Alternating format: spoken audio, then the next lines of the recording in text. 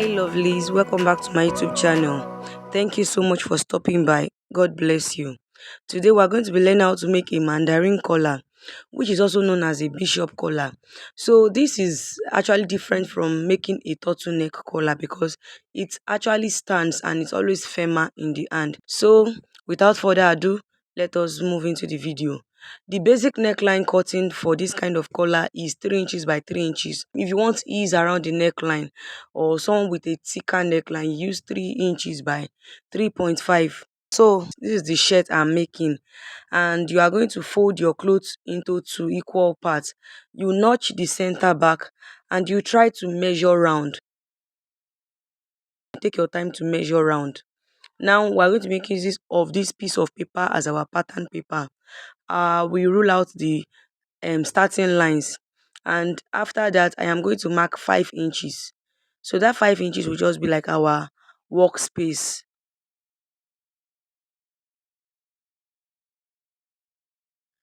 and I'm going to label that place as the center.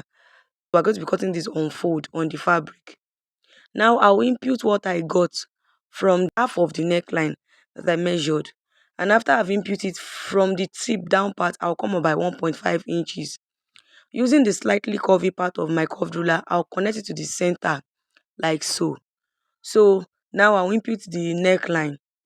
The smallest of a mandarin collar is 1 inch, so you can make use of 1.5 inches or 2 inches, but for the sake of the video I made use of 1.5 inches, and that's just it. Our mandarin collar is ready.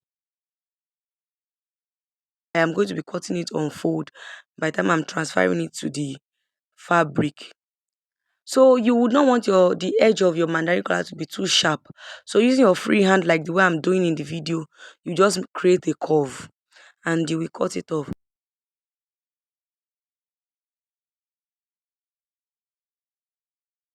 Now I'm going to be folding my gum stain. For you to get a firmer mandarin collar, it's advised you make use of a gum stain.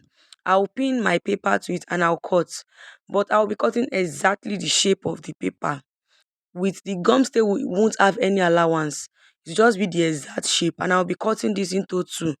One will stand for the lining and one will stand for the fabric. I'm also trying to label it so I can know where we face up and where we face down, because this can be confusing at times. Also now, using the paper, I'm going to cut the fabric and I will add half-inch sewing allowance round. So I'll be making use of the fabric as my lining and as the main fabric, except if you are trying to achieve a specific design. That's when you can make use of another color or another choice of fabric as your lining or as your design. So now I'm going to arrange them together and notch the middle. We are going to be in need of this later, so I'll notch the middle of the collar on both sides. Now I'm going to place my gum stay on the fabric and I'll iron. So there's a shiny part on the gum stay. That's the part which you are going to make to face the fabric. That's the gummy part, and I'll press iron. Please take note of the half-inch sewing allowance too. Let the gum stay be at the center of the fabric. So now I've ironed the gum stay to both the lining and the main fabric, and I'm going to arrange them together like so, and I will pin together, and I'll go and sew half-inch sewing allowance, but I will not allow it to reach the end of the collar. I'll remain half-inch at the beginning of the collar on both sides. Now I'll notch. So notching helps the collar to relax well and to open well to avoid unnecessary stiffness around the curvy parts of the edges on the cloth. Afterwards, I will trim. This one will help us to reduce the tension, like thickness around the seam area. So I'll trim at least 1/4 inch off. Now I'll flip to the right side and I'll take my time to press iron. So you can make use of your steam press, and if you don't have one, sprinkle water on the fabric and iron like so. So I'll take my time to iron this neatly.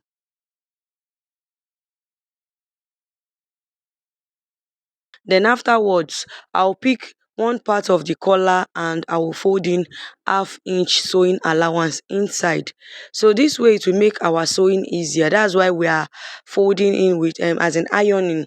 Ironing as a way of stabilizing clothes. So I'll take my time to fold in the half-inch sewing allowance, and afterwards it's time to attach it to the clothes, to the shirt or any dress you are making. So the part I notched earlier when we started this video, and the part I notched on the collar, I am going to attach it together and I'll start pinning. So I'll take my time to arrange the collar around the shirt. So you take your time to attach it to whatever you are making the collar for, and you will pin round. So when you pin round, it will make your work easier when you are trying to sew. So I'm going to take my time to pin round, and afterwards I'm going to go and sew. So the part I attached to the collar was the part I did not fold inside. So like so, I have joined one part of the collar to the shirt. Now I will tuck in the allowance that showed. I'll try to tuck it in, and that part that I use my iron to iron down, I'll sew on top. So after sewing, I'll try to top stitch around the collar, and that's all. Our mandarin collar is ready. Thank you so much for watching this video. Please don't forget to subscribe, like and share. See you in my next one.